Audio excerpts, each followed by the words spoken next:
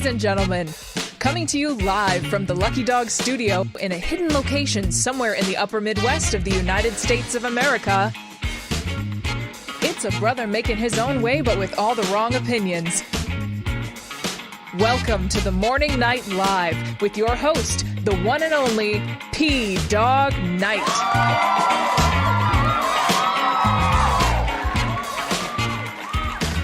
Yes.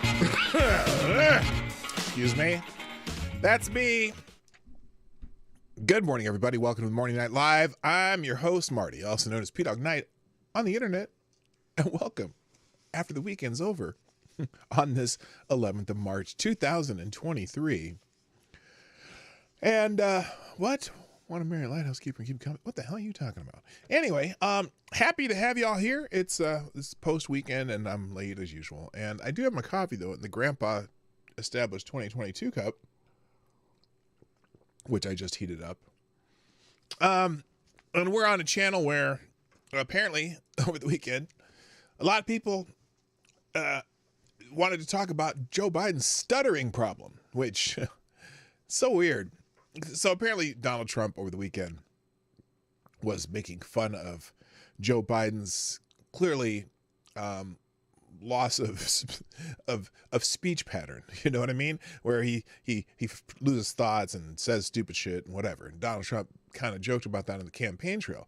And I saw all these people on the left, or Biden supporters, or whatever you want to call them, complaining that Donald Trump was making fun of Joe Biden stuttering, and he clearly has a they were saying it was a disability, and it's like, wait a minute, Joe Biden has a disability?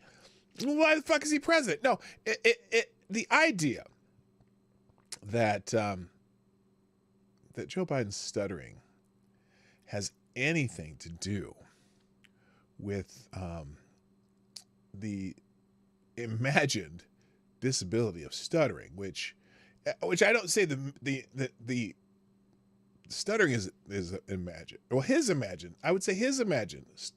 stuttering, which I'm doing right now, right? No, Joe Biden, his entire political career, we've never heard about Joe Biden stuttering. I mean, he's a 5-decade political career. No one's ever before, well, until people started recognizing signs of what some may interpret his early stages of dementia. No one ever has heard about Joe Biden's stuttering problem. Not back when he started in the Senate, not back in, 40, 50 years ago, whatever, and all the time he's writing bills in Congress and saying stupid shit wherever he goes and complaining that people are, that he's the smartest person in the room. I had never once heard about Joe Biden's supposed childhood stuttering problem until recent years when he started showing signs of dementia, when he could lose his thought, when he doesn't know what he's talking about, when he ends sentence with, anyway. Never. Ever. Yeah, when he was dropping N-bombs in Congress. Yeah, he wasn't going, nah. I'm not going to say that word.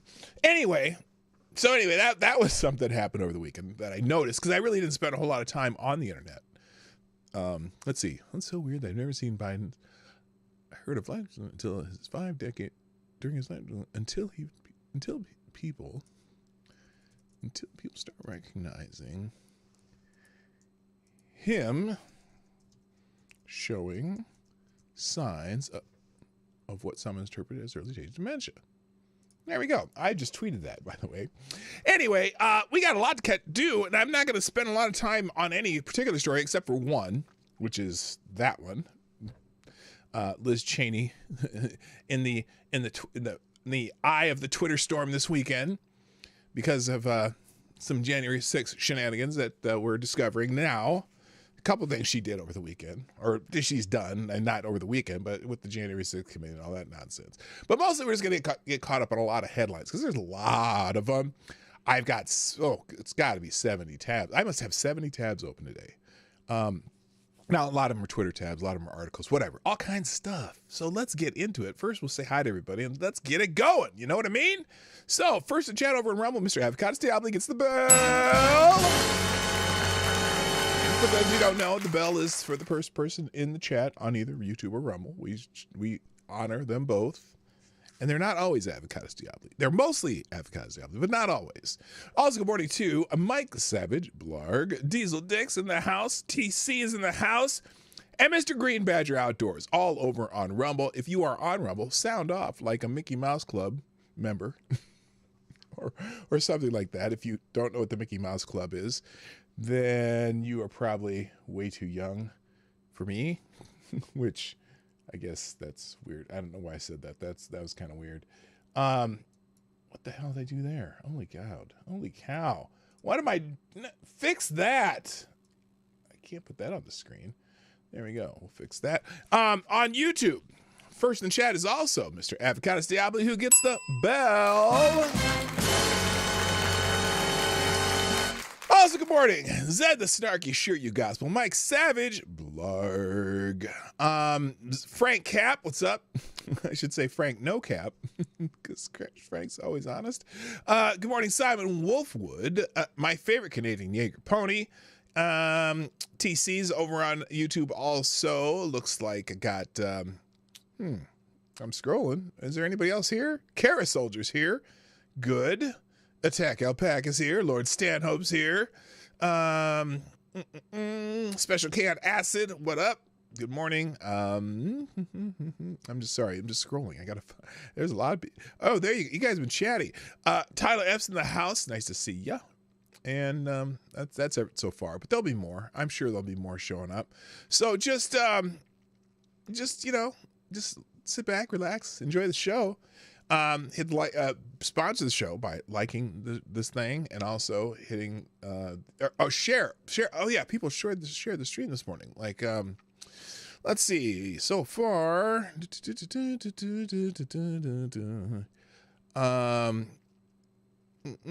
Tyler F, Somnambule Nation, and TC have all tweeted out the show, so I appreciate that.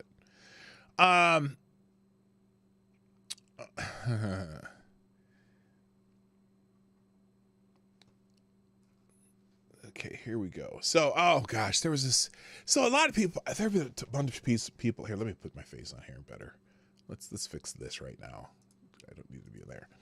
So, one thing that's going on right now too is there's people posting this fight, school fight on the internet,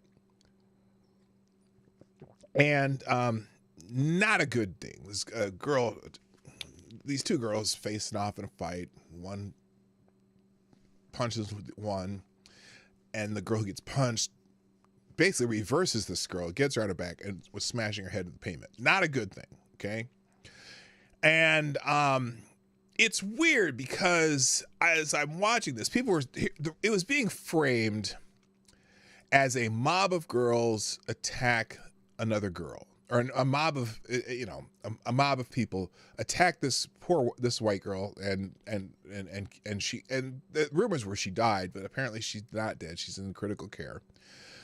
But it's one of these I've seen a lot of it lately. It's beginning to annoy me a little bit because there's a certain faction on X that likes to post fights and then say this is how black people act. And I'm a black person, okay?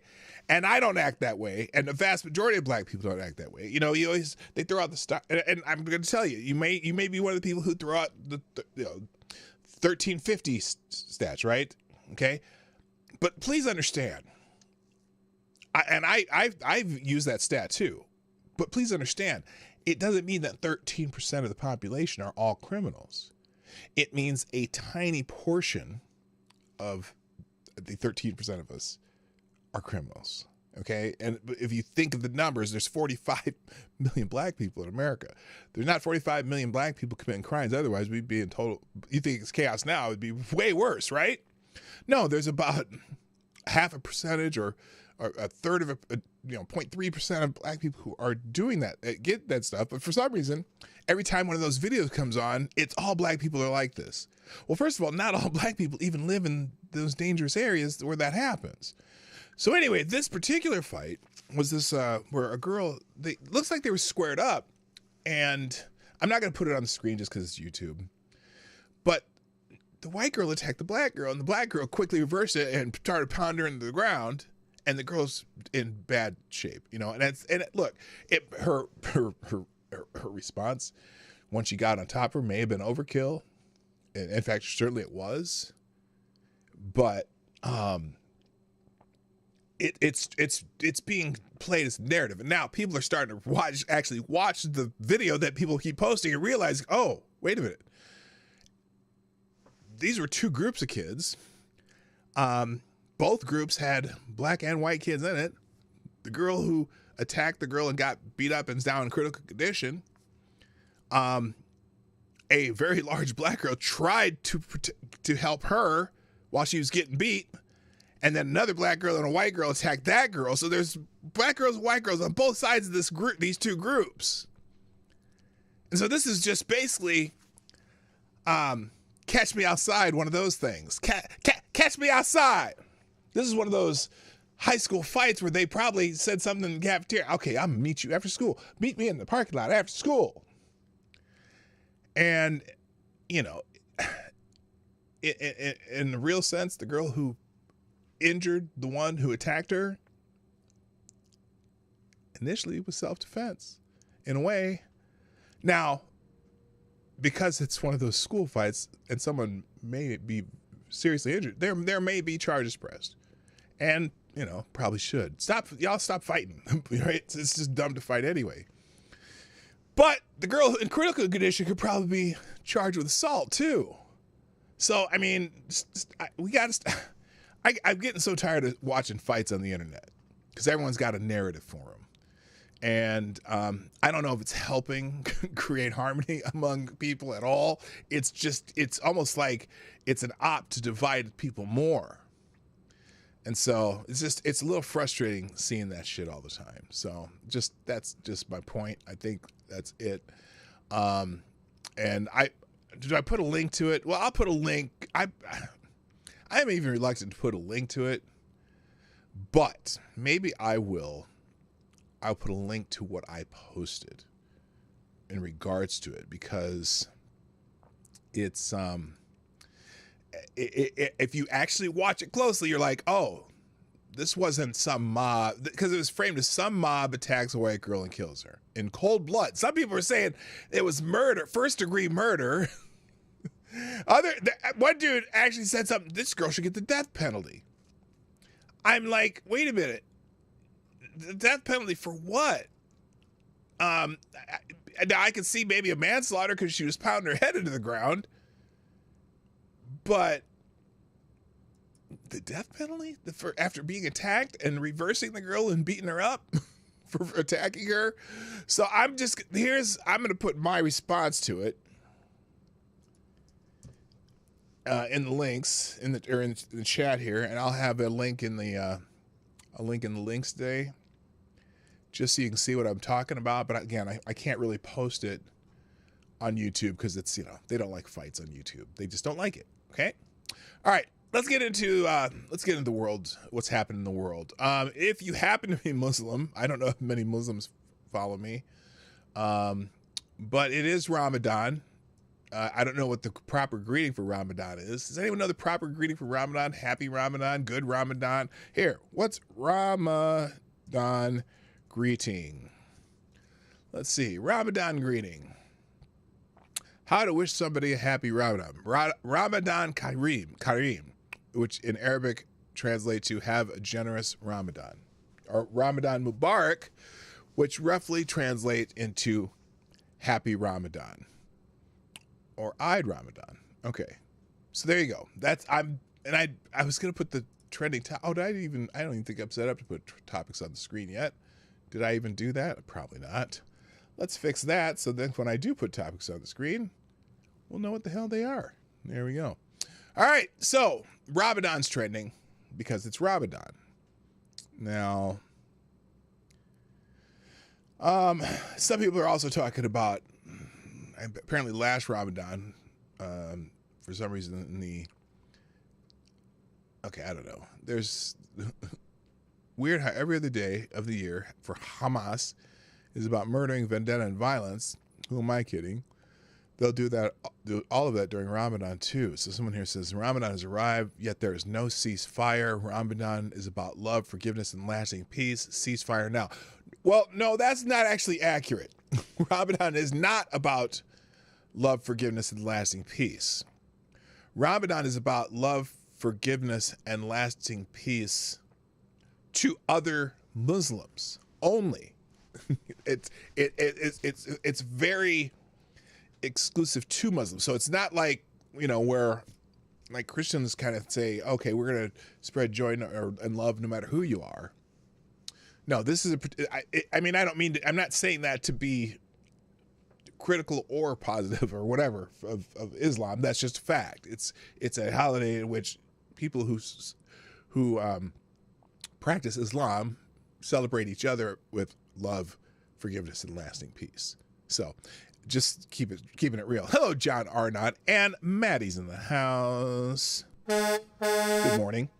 All right, moving on. Let's put something else on the screen. London Stock Exchange is trending. Why are they trending? Well, apparently the London Stock Exchange has announced that it will accept Bitcoin and Ethereum crypto ETN applications in the second quarter of 2024,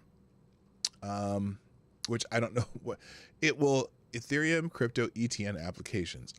Okay, so there you go. The London Stock Exchange going to be accepting crypto and various types of crypto, Bitcoin and Ethereum. Jobs report from Friday, which we didn't hit, but I did want to bring up briefly because some people. There was a job report on Friday that I obviously didn't mention, and there's some weird things about it though. So the unemployment rate jumped in February. Okay, first of all, Friday they claimed that they've had here it is. U.S. job growth totaled 275,000 in February, but the unemployment rate rose to 3.9%. Now, there's reasons why that can happen if more people decide to jump into the job market but can't find a job, because they don't count unemployment by how many people are actually working. So if you go by Biden's 15 million new jobs created, there are still fewer people working now than there were prior to the pandemic. But they created 15 million jobs. Oh, yippee skippy. Oh my God, they're the greatest whatever. Anyway, so non-farm payrolls increased by 275,000 for the month. While the jobless rate moved higher, Wall Street had been looking for 198,000 new jobs and an unemployment rate of 3.7. So it was a mixed bag as far as Wall Street goes. And then, but here's the thing. Remember they had that fantastic job report for January and had a really good one for December, right? And remember what I said, whenever they send out a job report during a Democratic administration, the Obama administration, and the Biden administration, there's always a revision down. And one of the funny things that's kind of at the bottom of this job report, and you'll see it on this MRC TV post, the unemployment rate jumped unexpectedly while the employment numbers reported in the previous 2 months were revised down significantly. Again, I told you this is going to happen every time. So while non-farm payrolls rose 275,000 from January, failing to meet expectations, meanwhile, no, actually it was above expectations. But the robust job gains that they reported in December and January, which had baffled experts, contradicted other economic indicators, were revised down by a combined 176,000 jobs. I told you that was going to happen. Wait for the next job report to show that pie in the sky number they gave in January was bullshit, and they will revise it down. It happens every fucking time. January was reduced by 124,000 jobs that were overreported. So, like I said, every time, and it happened I was during the Obama administration. I just got out of the mortgage business the year before that he was elected, because I just couldn't take it anymore, couldn't stand it. And I thank God I did. And then but I kept watching the jobs numbers, and every month for Obama, like clockwork, they would overstate the jobs numbers, and the next month they would be revised down, sometimes by half.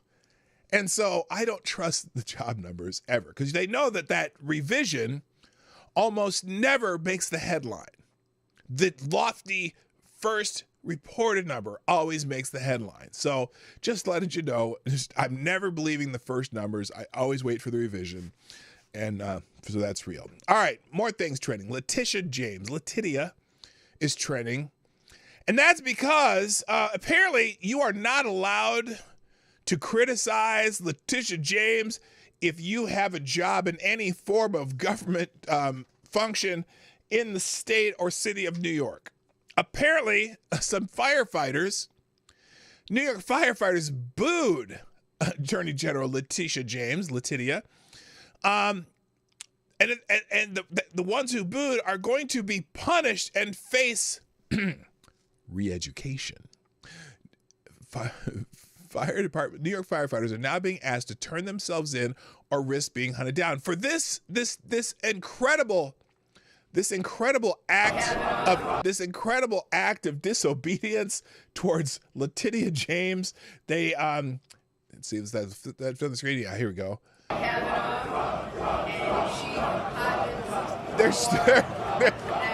bunch of them are cheering Trump, Trump, Trump while Letitia is speaking to them.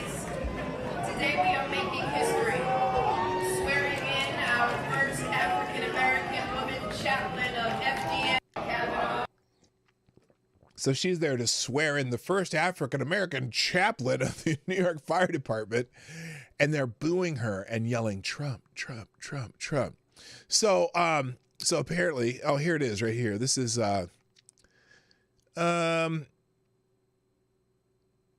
listen to this. Listen to this. And who is this from? This is from someone named Gents. Wait, this is not it. Hang on. Well, here, I'll go back up here, because this is Laura Kavanaugh. And this is Laura Kavanaugh right here. Apparently she is the fire commander of the New York City Fire Department, and the woman who started the investigation into firefighters who booed Letitia James and chanted for Trump. She was appointed by Mayor Eric Adams and has never been a firefighter herself. Oh, that's just perfect. That's why she should be the commander. She's worked on many political campaigns for Democrats and even oversaw the complete diversification of the fire department in New York. Her office has made it clear that anyone who is involved in booing James will be educated on proper conduct. So she said they're being educated on proper conduct. So that'll be interesting. Good morning. Those ain't real, dude. Nice to see you.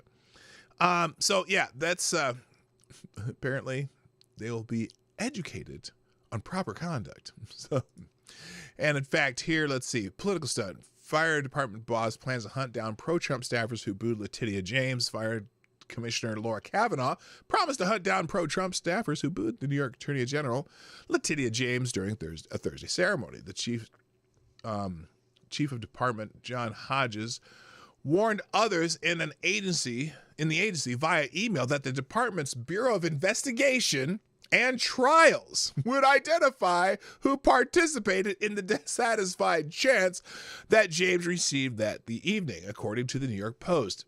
BITS is investigating this, so they will figure out who the members are, and you will be re-educated! Yes, you must be re-educated. You're awful human beings. You never boo Letitia. Letitia is our Attorney General, and she is, in fact, a member of our government, and you shall never boo the government. Holy shit. This shit's embarrassing, I gotta tell you. All right, enough of that. Next, I'm gonna do my Oscars Oscars review now. Oh, wait. I didn't watch the Oscars, but it is a trending topic on X, the app formerly known as Twitter. So I'll give you a couple quick bits and then move on because I really don't give a shit about the Oscars. A bunch of self-important assholes gave themselves awards yesterday. And apparently the big winner was, Oppenheimer. But now there's a little problem, though. Apparently when Al Pacino came up to give the award for Oppenheimer, and they told him to read the teleprompter. I guess he forgot to read the teleprompter, and he just came out and gave the award. He's like, came out and I have the envelope, and he opened it up and was like, oh, I think I see Oppenheimer on here. Well, Oppenheimer wins. They didn't do the announcements. So that's funny to me. That's some funny shit, I gotta say. There was an Oscar. Yes, there was an Oscar. Hello, Andrew Thorson, and thank you for asking.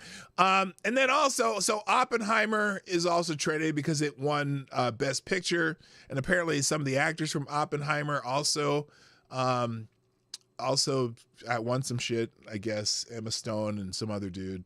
Oh, maybe even Robert Downey Jr. might have got an award. I don't know. But James Woods here. Jack Roven has been my best friend forever, and sharing this experience and this night with him is the pinnacle. 4 years ago, we three forged a bond to get Oppenheimer made, and it was so moving. He acknowledged David and me tonight. Bravo, Chuck, and thank you. So yeah, look. Oh my God. That guy mentioned someone who's conservative. He's going to be blackballed in Hollywood from now on, no matter how good the picture Oppenheimer was. I haven't seen Oppenheimer. I hear it's really good. And usually, usually the best picture isn't always a good picture. So anyway, yeah, James Wood was allowed in the building. I'm shocked. That's the biggest news from the Oscars, that James Wood was allowed in. That's amazing. So anyway, humiliation is trending also, basically because apparently John Cena came out and was giving an award for costumes, and for some reason they had him come out naked. He had a card in front of his thing, and he gave the award naked, and then they put it he announced the award like when he came out naked, and everyone's saying it's a humiliation ritual. Someone here says, no surprise that John Cena is walking on stage naked at the Oscars during primetime TV that children are most likely watching. This is not a humiliation ritual, or not just a humiliation ritual. The Hollywood pedophiles, rapists, and perverts are certainly getting off on this. I'm sure Jimmy Kimmel is as well. Well, anyway, you can read the post about it. But they did actually put clothes on him when he announced the award, because he had to take that card away from his penis, and so eventually he read the card. So great. That's some weird shit. And also at the Oscars, what else is trending? John Cena's trending for the same reason. Also Jimmy Kimmel's trending because, of course, he got mad because Donald Trump was tweeting during the Oscars, live tweeting, and Donald Trump. Actually, Kimmel did get a good shot at Trump. I'll be honest with you, even though I don't like Jimmy Kimmel and I think he's not normally funny. But anyway, so Donald Trump during the Oscars torched Jimmy Kimmel during the Oscars. Has there ever been a worse host? Because they have a kind of feud going now because Jimmy Kimmel thinks that anything he says about Trump is funny, and usually it's just some dumb political shit, and people clown like trained seals. But former President Donald Trump lashed out at Oscars host Jimmy Kimmel during the ceremony, calling him a washed-up talent. The former president issued an insult in a lengthy post on Truth Social, and here it was. Here's what is it? Here it is. Has there ever been a worse host than Jimmy Kimmel at the Oscars? His opening was of a less than average person trying too hard to be something, which he is not and never can be. He forgot to add the word funny. Get rid of Kimmel and perhaps replace him with another washed up but cheap ABC talent, George Stephanopoulos. Slopanopoulos, he wrote. He would make everybody on stage look bigger, stronger, and more glamorous. Also, really bad politically correct show tonight, and for years disjointed, boring, and very unfair. Why don't they just give the Oscar to those that deserve them? Maybe that way their audience and TV will enjoy it. But anyway, now Jimmy Kimmel's return shot on that was actually humorous. When his answer was, what did he say? He said something like, where is it? he said, so, what did he say? Oh, isn't it past your jail time? Now that's funny. I mean, in a way, I mean, it was witty and whatnot. But I think Jimmy Kimmel's just a political dope. All right, moving on. E.G. Carroll is trending. Apparently there is a bond. Donald Trump is planning to post bond so that he may appeal the case, the E.G. Carroll case. And I don't know where he got the cash flow from, but he's planning on posting bond so that he can appeal that jury's decision. And it came up because of what happened on ABC's This Week with George Stephanopoulos. Nancy Mace was the guest on This Week with George Stephanopoulos. And George decided that he was going to complain about Nancy Mace supporting Donald Trump. And he did it in a way that maybe just wasn't a little kosher. And we knew exactly what he's doing when he did this. But here, I'm going to let you listen to it, and I'll let you decide. So here it is. Testimony we just saw. Well, I will tell you, I was raped at the age of 6. Wait, I'm going to find someone else's clip because there's a part here that has to be heard. Because George comes out and asks her, let's see, is this one? Let's try this one. With an incredible amount of shame over being raped. I didn't come. Okay, this is not it. Where's the one? I want the one that has the full context of the questions that George decides to ask her. Nancy Mace, race victim, shreds George Stephanopoulos as he tries to shame her for supporting Trump. Well, maybe this. Let's just try this one. We'll just do this one. Of Donald Trump with a test this morning, and you've endorsed Donald Trump for president. Judges and 2 separate juries have found him liable for rape and for defaming the. Okay, first of all, that's not true. No judge or jury has found him liable for rape. We'll get into that in a minute. Victim of that rape. But he says it over and over. So what is he trying to do here? She'll explain it very well what he's trying to do here. I'll just let it play. How do you square your endorsement of Donald Trump with the testimony we just saw?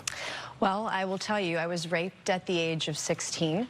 And any rape victim will tell you, I've lived for 30 years with an incredible amount of shame over being raped. I didn't come forward because of that judgment and shame that I felt.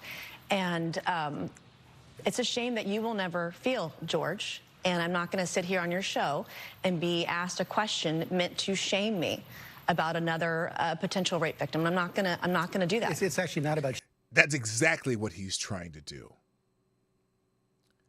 He's using her rape that she happened to her at 16 in an attempt to shame her for supporting Donald Trump, who a jury said, well, we'll find you liable for the defamation. And I see your post there. No jury found him liable. Well, they found him liable for the defamation of a sexual. They said it's they used a different word. Not for rape, but for what was it? Sexual. It's in the what I'm going to show up in a second here. So let me just go through this real quick. Shaming you. It's a question about. No, you Hold are on, shaming. Hold on, Renee, man. You've endorsed Donald Trump for president. Right. Donald Trump has been found liable for rape. No, he has not been found liable for rape. That's false. And I'll tell you what, E.G. Carroll's story is complete bullshit. And I've gone through that very great detail here, just based on what she said and the physicality of what she said. Anyone who's tried, any woman who's wearing tights and wants to have consensual sex would be able to read that story and go, that didn't happen. Not the way she told the story. Anyway. By a jury, Donald Trump has been found liable for defaming the victim of that rape by a jury. There was no rape. Again, no, consensual sex. Consensual. I said, did I stutter? I must have Joe Biden.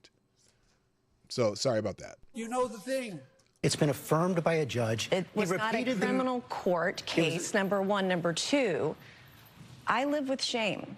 And you're asking me a question about my political choices, trying to shame me as a rape victim, and I find it disgusting. And quite She's frankly, spot on here. E. Jean Carroll's comments when she did get the judgment, joking about what she was going to buy, it makes it harder for women to come forward when they make a mockery out of rape, when they joke about it. Doesn't it make it harder for women to come forward when they are It makes it harder when other women joke about it, and she's joked about it. I find it offensive. And I also find it offensive that you're trying to shame me with this question. I'm not trying to shame you at all. In fact, I have dealt with this for 30 years. You know how hard it was to tell my story 5 years ago when they were doing a fetal heartbeat bill and there were no exceptions for rape, incest, or rape or incest in there? I had to tell my story because no other woman was coming forward. No rape victims were represented. And you're trying to shame me this morning. I'm just asking. And I find it offensive, and this is why women won't come forward. Women won't come forward because they're defamed by those who perpetrate. Okay, George's going to keep saying it. They are judged and they're shamed, and you're trying to shame me this morning. I think it's disgusting. I'm not shaming you at all. I told my story. It took me 25 years to tell my story. I was judged for it. I still get judged for it today. I'm asking you a very simple question. No, you're pushing a narrative. That's what you're doing, George. So that's why she's trending. And so also Trump is a rapist is trending. Now, here's a fact check on this from Breitbart. Now, again, Breitbart's right wing, no doubt about that. But let's do a fact check on what George Stephanopoulos said. Claim, ABC News George Stephanopoulos claimed that former President Trump was found liable for rape by a jury. Well, that is false. In fact, the jury in New York found that Trump was not liable for rape in the lawsuit brought by E. Jean Carroll. Stephanopoulos repeatedly claimed, as he interviewed Representative Nancy Mace, that Trump had been found liable for rape. In fact, he was found not liable. He was found liable for sexual abuse. Now, the way they defined it was of sexual abuse. The judge defined sexual abuse for the jury, made it very easy for them to find that. And still there was no proof of even that. But here we go. In fact, he was not found liable. He was found liable for sexual abuse and later for defamation. There are problems with both of those verdicts, but even if Trump were liable in a civil case, not a criminal case, as Mace noted, the fact is he was never found liable for rape, and it borders on defamation for Stephanopoulos to claim otherwise. Now, it was, as reported last May, a jury in New York found former President Donald Trump liable Tuesday for sexual abuse and battery of writer E. Jean Carroll 3 decades ago, though not liable for rape, and awarded $5 million in civil damages against him. The jury also found Mr. Trump defamed Ms. Carroll in his reaction to her lawsuit, which was encouraged by anti-Trump lawyer George Conway and backed by Democrat mega donor Reid Hoffman, an associate of the late convicted sex criminal Jeffrey Epstein. So it is true that Judge Lewis A. Kaplan, in the case, said that Trump was found to have raped Carroll in the colloquial sense, but the judge's claim was the subject of widespread criticism, and the jury specifically found Trump not liable. It was Stephanopoulos who used the word jury, which makes his statement 100% false, not even defensible as colloquial use of the term rape as a parent substitute for sexual abuse. Mace pointed out that Stephanopoulos was trying to shame her by using her own experience as a rape survivor to say she should be ashamed to endorse Trump, blah, blah, blah, blah, blah. So, yeah, that's just dirty shit, and it's a complete falsehood. So, let's move on. Here's another fact check, too. Again, fact check. A jury exonerated Trump in determining he did not rape E. Jean Carroll. Without going into the merits of the E. Jean Carroll rape claim against President Trump, I thought it was worth explaining what exactly the jury decided. After hearing all of the evidence, the jury did not find Carroll's claims that Trump raped her credible.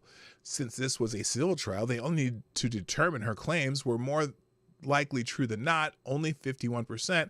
In a criminal trial, they would need to determine her claims were true beyond a reasonable doubt, 90+%. This makes it clear they did not believe Carroll's claims.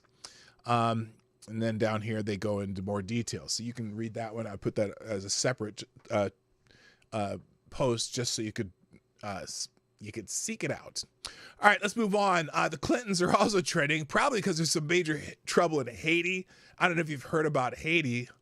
Apparently, Haiti has gone to shit, and there's... And when I first read this, I thought it said criminal gangs running around, beating people, whatever. Well, no. There are cannibal gangs running around eating people. Oh, in Haiti. And so the Clintons came up because of Nancy Mace, of course, but Haiti has had no major problems ever since its attempt at democracy. You can't come from a dictatorship and try democracy with the heavy hint of corruption. The Clinton gutted Haiti of anything decent it had left after the earthquake. Anyway, so obviously the Clintons, every time Haiti comes up, the Clintons get mentioned because they raised all this money for Haiti, and the Haitians are like, all that money you raised for us, where is it? Why haven't you used it to help us? Clinton Foundation.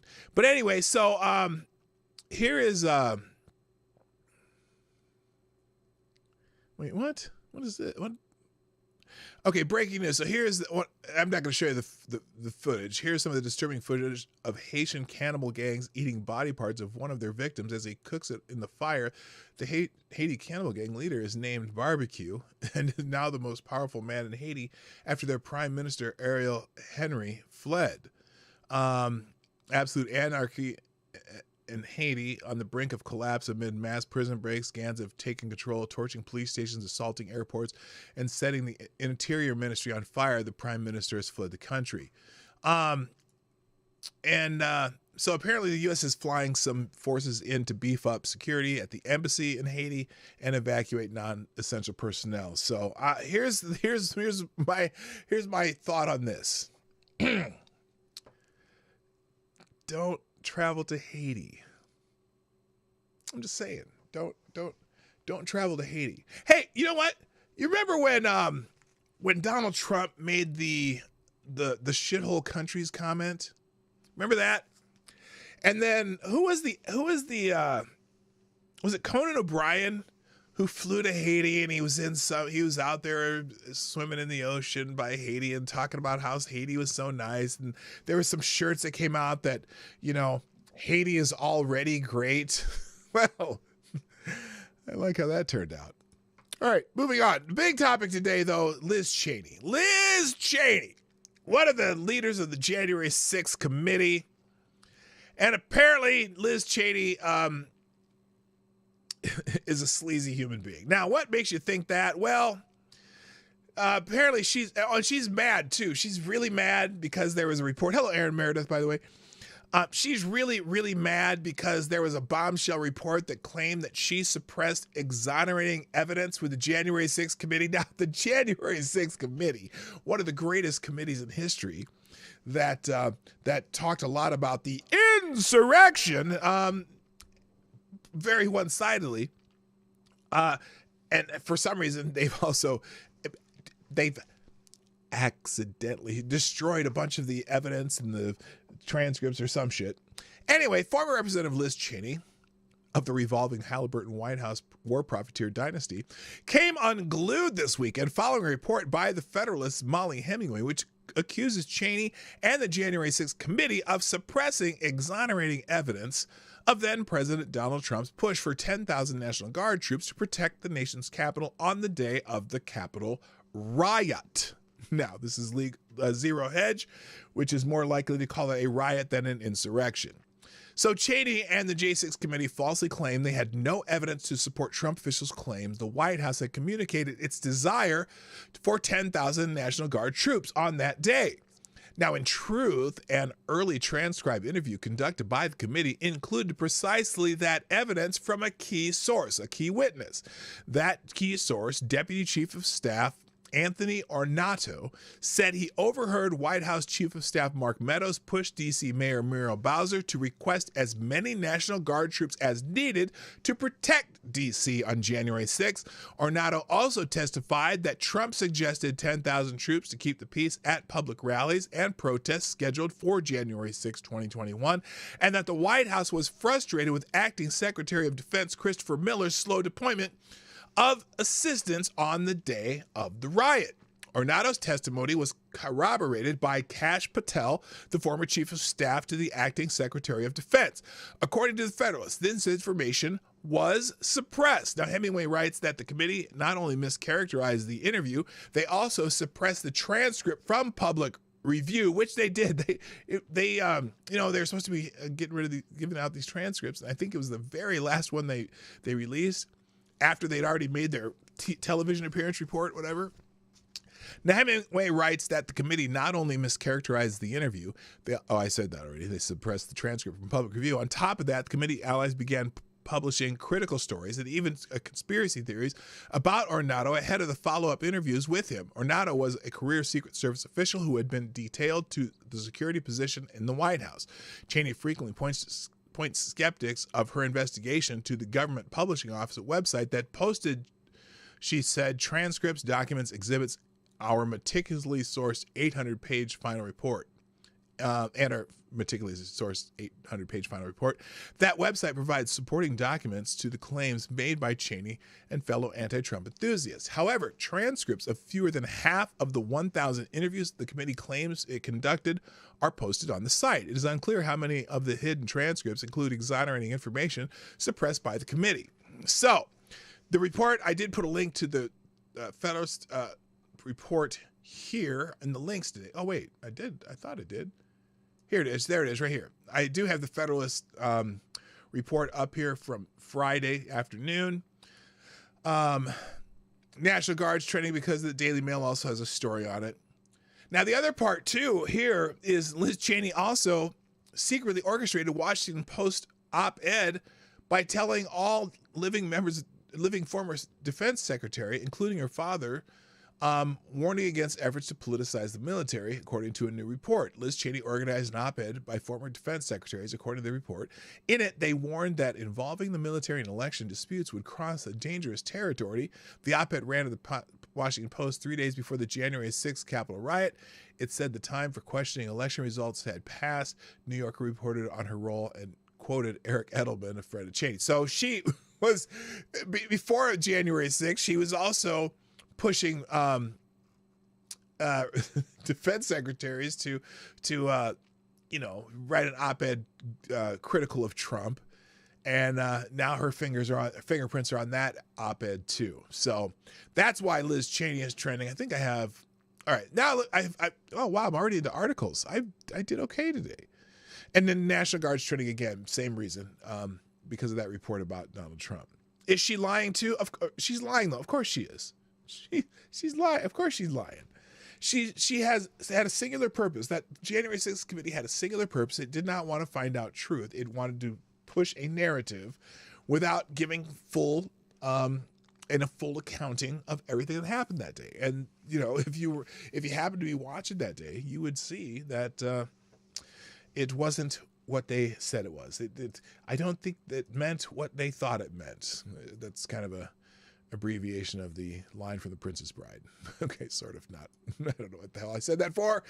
Anyway, so now we'll do a rundown of articles that I have. I have so many open, I'm not going to get into big details, but we are going to go through them. Now, and I do have this one tweet here about Joe Biden's wild economic claims during the State of the Union.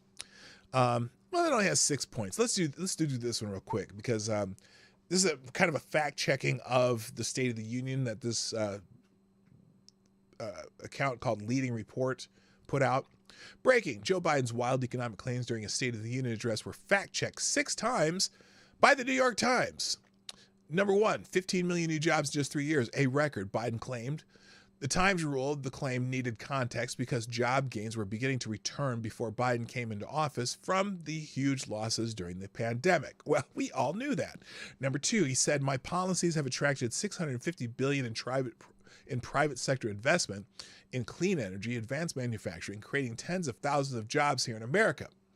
The Times ruled Biden's statement lacked context, and Biden calculated $650 billion based on public announcements of investments, not necessarily dollars spent across industries targeted by Mr. Biden's legislative accomplishments. Well, that means if they're public announcements of investment, that means there have not been that many jobs created. They made shit up. That's not they're potential jobs. Number 3, I'm cutting carbon emissions in half by 2030. The Times determined that Biden's statement lacked context, and Biden confused his goal of cutting emissions in half with what his actual policies would cut, as in bullshit. Number 4, he said, we've already cut the deficit over $1 trillion. Now, that's just a bald-faced lie. The Times ruled that Biden's claim needed context. It was a lie. Under Biden's watch, the federal deficit dropped $1.4 trillion in fiscal year 2022 from $3.1 trillion in fiscal year 2021. So that is that, the deficit for 1 year, it was over $1 trillion. But much of that reduction was attributed to the expiration of coronavirus relief spending. The deficit then rose in 2023 to about $1.7 trillion. The deficit remains higher than it was before the coronavirus pandemic. Oh, that's not good. Then he said, what else he said? He said, there are 1,000 billionaires in America. You know what the average federal tax is for these billionaires? They're making great sacrifices. 8.2%. That was ridiculing them. That's far less than the vast majority of Americans pay. The Times reported Biden's claim did not technically reflect the current tax rate, nor did it even reflect the truth of the claim. No, those billionaires are still paying more taxes than most Americans because they're paying about, the top, the top 10% pay like 80% of all taxes, or top, I don't know, something like that. There's some number like that where it's, look, the bottom 50% are not paying any federal income tax. How about that? There you go. And then finally said, many of my friends on the other side of the aisle want to put Social Security on the chopping block. And the Times says Republicans are not calling for cuts to Social Security. The Times said former President Trump, in fact, said in 2022 that he would never cut Social Security. So there you go. Some fact checks from the State of the Union that we didn't get to on Friday. All right, headlines. Let's get through them. So Hot Mike, after the State of the Union in the chamber, apparently Biden says he needs to tell Netanyahu that they might have to have a come to Jesus meeting. Maybe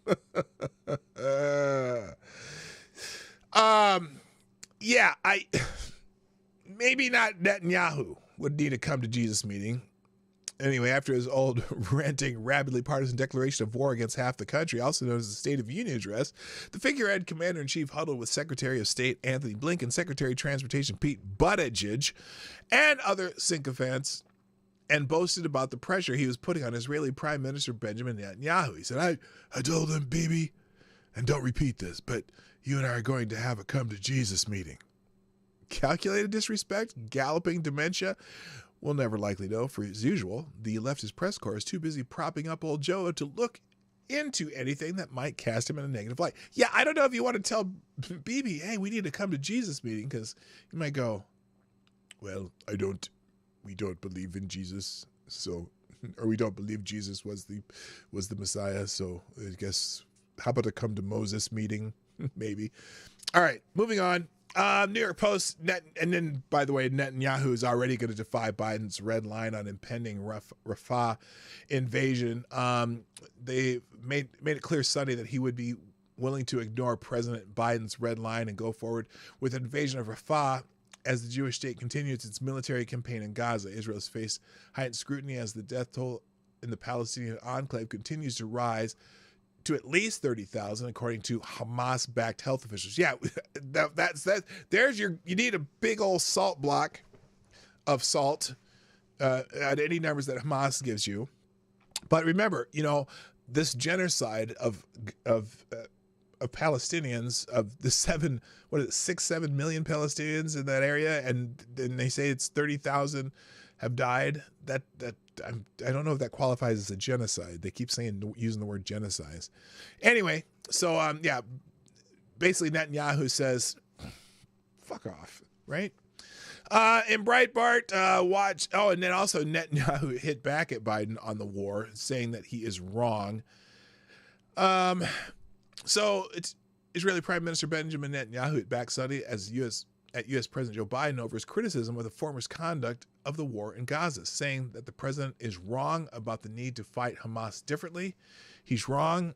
The attempt to say that my policies are not supported by most Israelis is false. The vast majority are united as never before, and they understand what's good for Israel. Because Biden was saying that, oh, you know, not even the Israeli people believe you. They support the Israeli people, but not the Israeli government on this. And it's like, maybe that was Kamala Harris who said it, but either way, no, the Israeli people are pretty strong backing Netanyahu on this particular campaign. Act of war, and they got the war they asked for. That's what their feeling is. In legal insurrection, again, Biden administration, like Obama before it, has found an enemy it's willing to fight, and that would be Bibi Netanyahu. So, let's see. And here it is.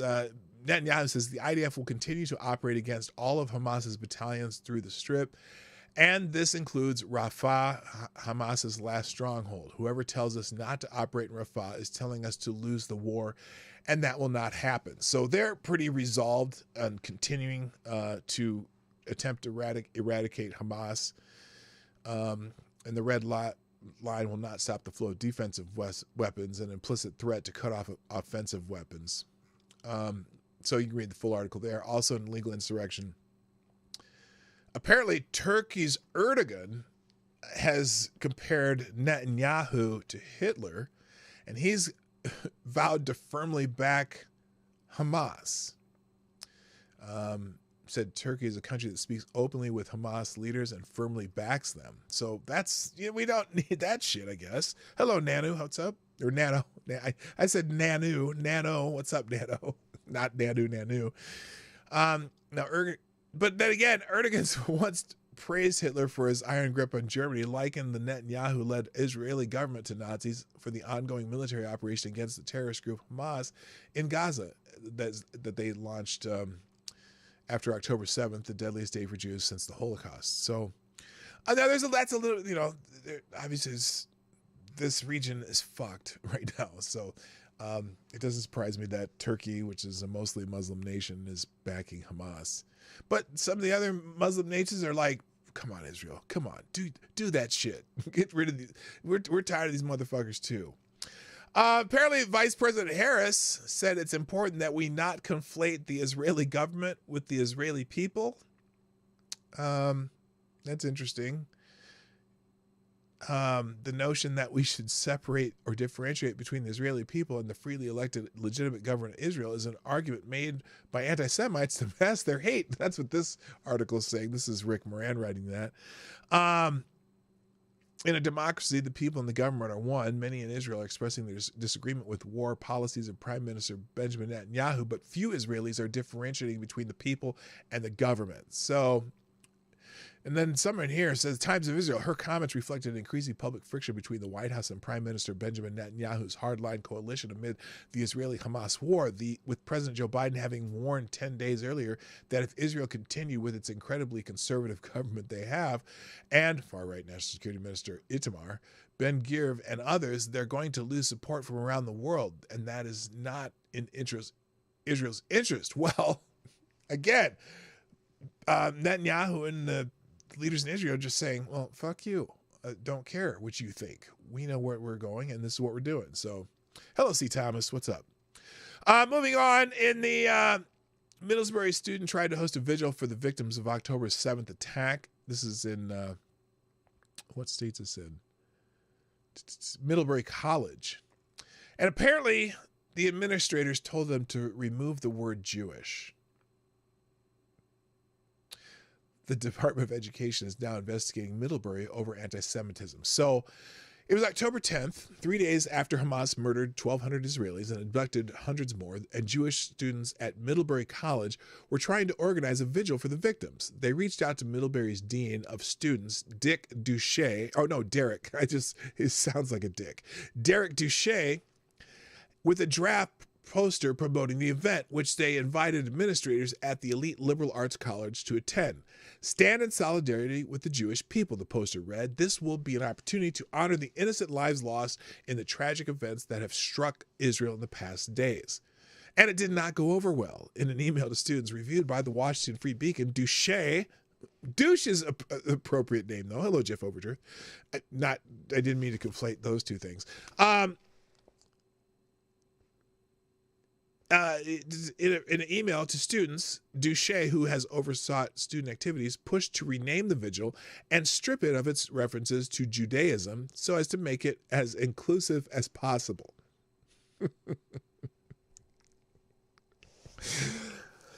Oh my God. So, standing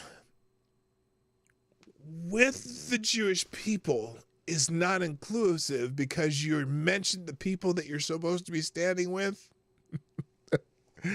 That's as dumb as dirt. Hello. Who did I just see just show up? And somebody, Amazing Disgrace. What's up? Yeah, douche or douche. I know. Douchey. We'll call him douchey.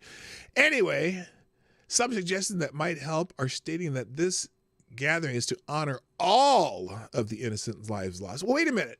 I bet you douchey here would be one of the first people to say that you cannot say all lives matter. But I get it. What he said, Douche wrote, and including a reference in the tragedy that have struck Israel and Gaza, he added that calls for solidarity with Jews could trigger unhelpful reactions. Oh, you mean it could trigger more anti-Semitism? Yes, we know. It's been happening all over the country. So anyway, yeah, that article's there. Moving on. In Breitbart, Dick Durbin thwarts a bill that automatically detain illegals charged with violent crimes. Now, this is Senator Dick Durbin, the appropriately named Dick Durbin, torpedoed a Republican-sponsored bill on Wednesday that would automatically detain illegal aliens charged with violent crimes. See, you can detain citizens charged with violent crimes, but you do not want to detain illegal immigrants or illegal border crossers charged with violent crimes because you might hurt their feeling by calling them illegal. Senator Joni Ernst had tried to force the floor vote on the bill, which would allow Immigration Customs Enforcement to detain any illegal charged with a violent crime in an effort to prevent liberal prosecutors from releasing them back into the population after arrest, giving them the chance to go out and commit other crimes. But Ernst requested unanimous consent on Sarah's Law, a policy that passes a bill without further debate or committee work. During her floor speech, the senator said victims such as Sarah Root and Laken Riley would have not been murdered by illegals. Oh my gosh, she's using that terrible language. If their alleged killers had been held in jail on earlier offenses. Unanimous consent, though, can be scotched by a single nay vote, and Dick Durbin supplied that no vote in service to illegal aliens. Now, look, unanimous consent votes sometimes are, well, I wouldn't say sometimes, are often in the Senate in particular are slowed down. And that's kind of the purpose of the Senate. And so I don't know if I really am mad at Dick Durbin for doing this or not, but it just seems very, very crass. And I'm sure it's because the word illegal's in there, because, the word illegal is one that you cannot use.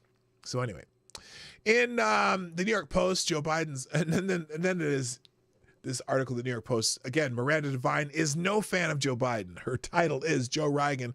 What the hell is that? Joe Biden. You know the thing. As callous as it gets when it comes to Laken Riley. As if it weren't bad enough that Joe Biden had to be heckled into mentioning Laken Riley's name in an impromptu outburst during his State of the Union address, and even cared so little about the murdered 22-year-old that he called her Lincoln. But then he went and apologized for accurately describing the illegal alien murder suspect as illegal. He apologized because during the speech, he called her illegal alien, called the dude an illegal alien, and people killed by illegals. And lots of people, chirped up, so to speak, like Ilhan Omar and other people on Twitter. He called him illegal, right? And well, so the president went and apologized for calling the person who killed Laken Riley an illegal alien. And I don't think she'll have a golden casket in the Capitol Rotunda or anything, like George Floyd did. Did they bring George Floyd to Washington? Like, where'd they have the gold? Where'd the gold casket tour go? Anyway. So anyway, that you can read that article from her. Trump has also hammered Biden for apologizing for referring to Laken Riley's murder suspect as an illegal. Former President Donald Trump slammed President Joe Biden. Nothing new. On Saturday, after Biden apologized for calling the illegal alien who allegedly murdered the young woman in Georgia an illegal during his recent State of the Union speech. The young woman, 22-year-old Georgia nursing student Laken Riley, was allegedly murdered by Venezuelan national Jose Ibarra, who is reportedly an active gang member. Speaking at a political rally in Georgia, Trump said, "Then just moments ago, I don't know if you heard this because you've all been waiting online for 2 days." But just moments ago, this was just before coming up. They just told me prior to what I'm doing right now that Joe Biden went on television and apologized for calling Laken Riley's murderer an illegal. He didn't want to call him illegal, supposedly. Yeah, that's not good optics, Joe. Just leave it go. Let people complain and shut the fuck up. But no, you're just going to piss off more people by apologizing apologizing to the murderer. So there you go. Let's see. Also, Breitbart. Measles detected in the same Chicago migrant shelter where a child died. Health authorities in Chicago, Illinois reported a second case of measles in the city Friday. This time in the same illegal migrant shelter that was in the headline. Officials say that the child of an illegal border crosser had contacted the communicable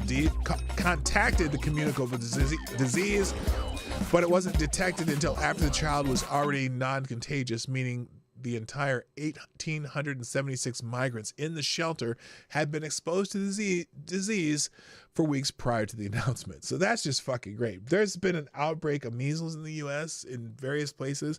And someone's saying, and a friend saying, "Oh, that's because the vaccine's hysteria." No, it's being imported. And that's the same thing with syphilis. You're finding lots of cases of syphilis in the southwest border areas, and people are being treated for syphilis and now measles in whatever. Thank you, C. Thomas, by the way, dropping a deuce in the tip jar via YouTube Super Chat, who says all illegals are criminals. Yes, that's to call them illegal is not calling them as a person illegal. They're not an illegal person. They're somebody who crossed the border illegally, and that's why we call them illegal aliens. Or, although I like to say illegal border crossers. Hello, Justine Alushin. How you doing? By the way, don't forget you sponsor the show just like C. Thomas did. Super Chats, Rumble Rants, or PDogNight.live, which is over there, somewhere up there. It's the best place to do it because you can write a lot more than you can for a $2 Super Chat. So anyway, all right. So anyway, measles, another case of measles in Chicago. 1,800 some people exposed to it too, because it was post the contagion stage. Legal insurrection. Federal court says Biden must spend border wall construction on, guess what? He must spend border wall construction funds on the border wall. That's what they're supposed to spend border funds on. Let's see, last night in his vitriolic State of the Union address, Joe Biden blamed everyone but himself, but particularly Republicans, for his border crisis. But everyone knows on day one of his presidency, Biden claimed an executive order removing numerous border protections, including construction of a border wall. Well, what were they going to do with that money? Well, a federal judge in Texas just ruled that on the border wall halt, ruling that Biden illegally refused to spend money and repurposed border wall construction funding already allocated by Congress. The suit was brought by Missouri and Texas and their respective attorney generals, announcing the ruling tonight. So good, yes, because he said, no, I'm not going to fund the wall. I'm not going to fund the wall anymore. Well, that's what it was passed for, and you don't have any choice, biatch. Moving on. I got to get through these faster. Let's see. Washington Free Beacon. Oh, apparently Joe Biden often brags about good sex with Dr. Jill.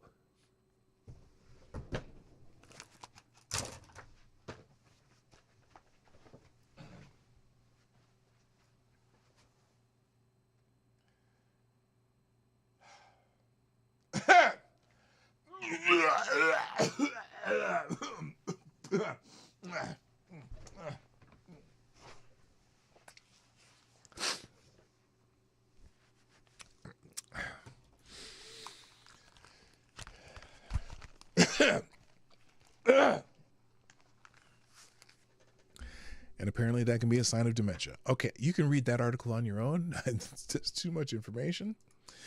Also, apparently Biden's unmedicated brain continues to fail him after the State of the Union. Because the liberal media is just trying to desperately say that this was a triumph. This was one of the best speeches ever. He's as sharp as a fucking razor blade on top of a nail. And apparently, they said his fiery State of the Union was proof that he's energetic and capable of handling the presidency. Evidence continues to support the theory that he was medicated for the speech. That's PJ Media previously reported that an expert who watched the speech as Biden appeared to be under the influence of Adderall or any amphetamine. That Biden has been medicated during the speech was supported by Biden's glitches the following day. His campaign speech in Philadelphia, Pennsylvania, which was a slightly repackaged version of his State of the Union speech, was a hot mess. At one point he declared, "Pennsylvania, I have a message for you. Send me to Congress." Oh my God, did he really do that? He did it again. Pennsylvania, send me to Congress. Oh my God. Even on his favorite topic, the Capitol riot, Biden stumbled erroneously referring to the date as July the 6th. That's my mother's birthday. It didn't happen then.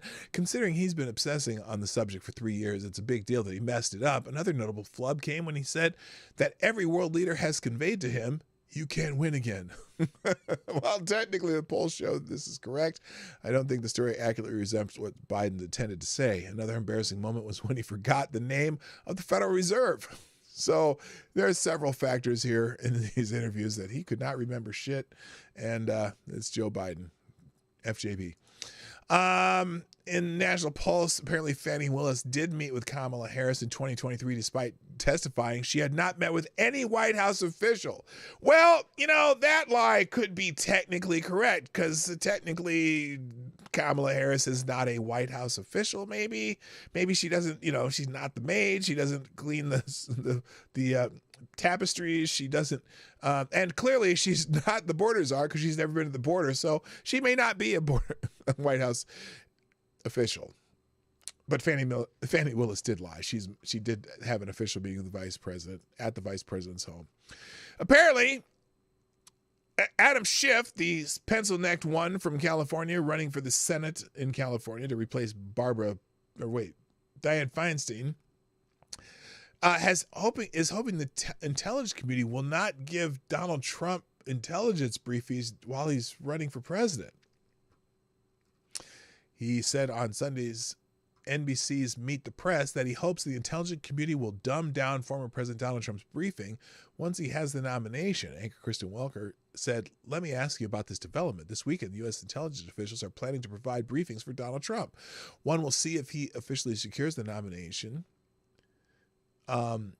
despite the fact that he's facing 40 felony charges for his handling of classified documents. As the former chair of the House Intelligence Committee, do you think it's appropriate for him to receive intelligence briefings?" So, and basically, Schiff doesn't want him to.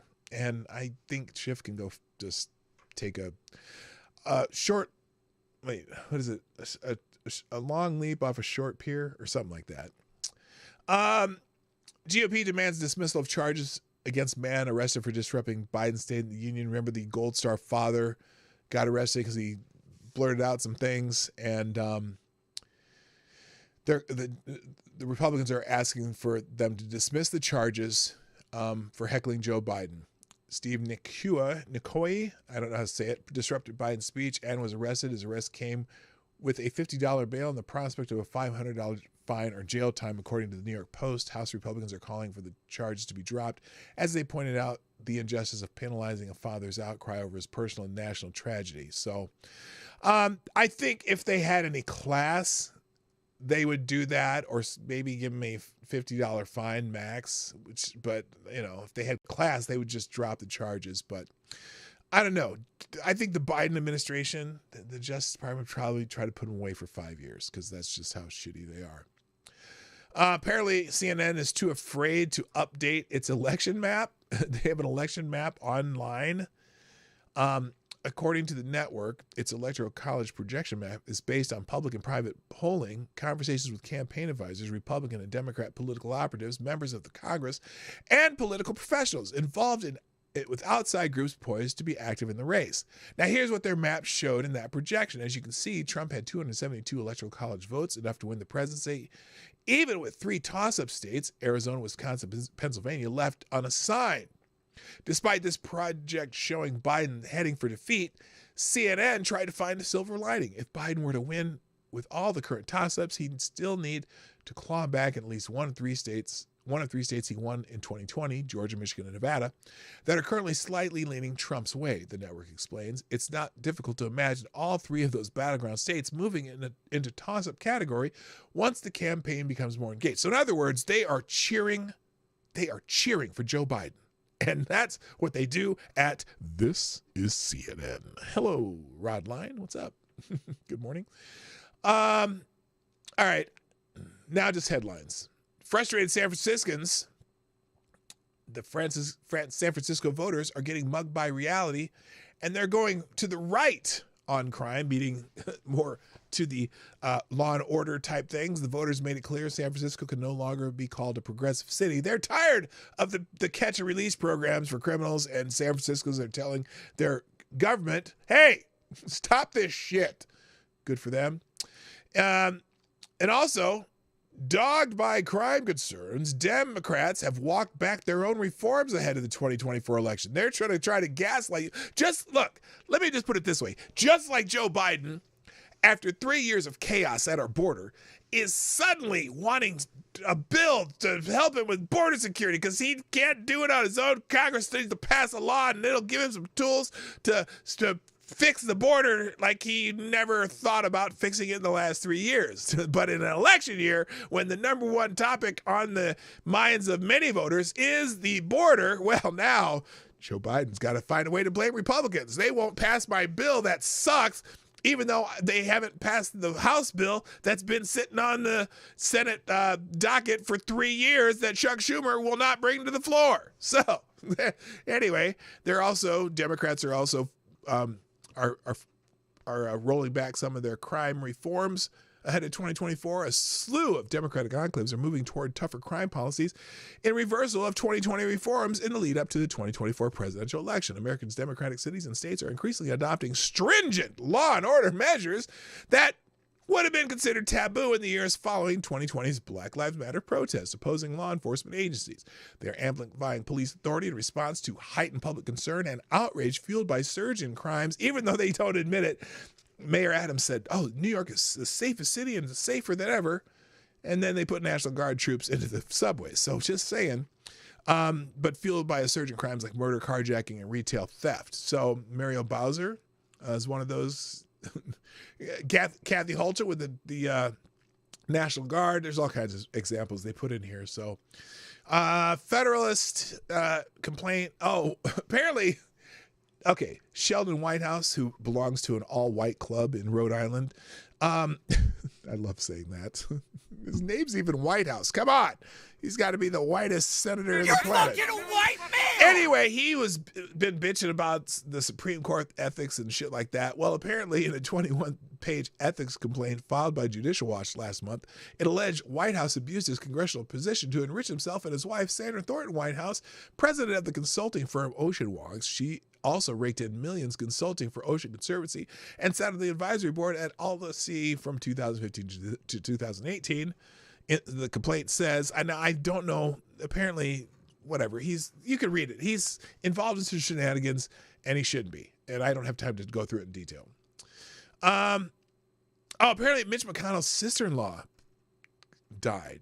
And that's sad. I mean, let's see.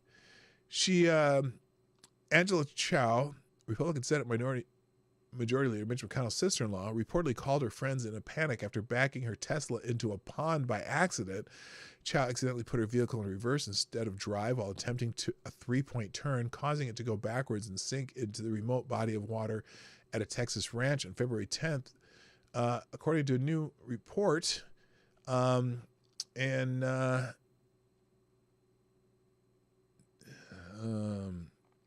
the billionaire and former Foremost Group CEO hosted a gathering of several friends from Harvard Business School and her secondary private residence, including a 10-bedroom guest house in Texas Hill Country. According to the outlet, Chow decided to drive her Tesla 4 minutes to return to her primary residence instead of walking at 11:30 p.m. due to cold weather. The Tesla Model X SUV sunk fast after McConnell's sister-in-law backed into the pond after failing to make a K-turn. The outlet reported her friends rushed to help her escape the vehicle, with one jumping into the water. Oh, that's terrible. No, okay. Don't tell the joke. Do not tell the joke. I'm not telling the joke. I know you all are thinking about it. I know you all think, oh, you're already telling it. No, stop it. That's terrible. So there's several other articles. I don't have time to get to them, so we're going to skip them. They'll be in the links, though. I'm going to drop all these links in the chat now that the show is ending. But before you do anything, you're the sponsor of the show, PDogNight.live, right there, for if you want to drop a deuce in the tip jar anytime or more, because that's how that's how I pay my bills. And then also, 47 people here. That's awesome, but there's only 25 likes. So hit the like button and share the stream after the show because you want to. Hey, I'm here Monday through Friday, 10 o'clock Eastern, 9 o'clock Central. Welcome to there's 47 people here on YouTube, and there are 25 on Rumble. Wow, that's awesome. Please do me a favor.